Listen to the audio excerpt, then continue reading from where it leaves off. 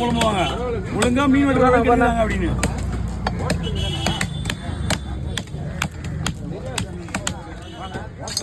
Tripod போட்டு tripod போட்டு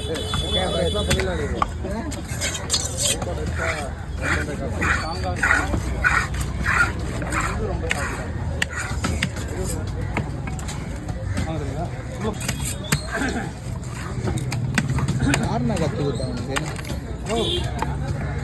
அஞ்சாம் கிளாஸ் ஒன்றாம் கிளாஸ் போயிருக்கேன் ஃபர்ஸ்ட்லேருந்து.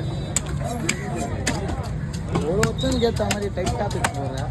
எப்படி ஒரு ஒருத்தனுக்கு ஃபுல்லாக உள்ளது மெல்ஸாக போடணும். மெல்ஸாக போடணும்.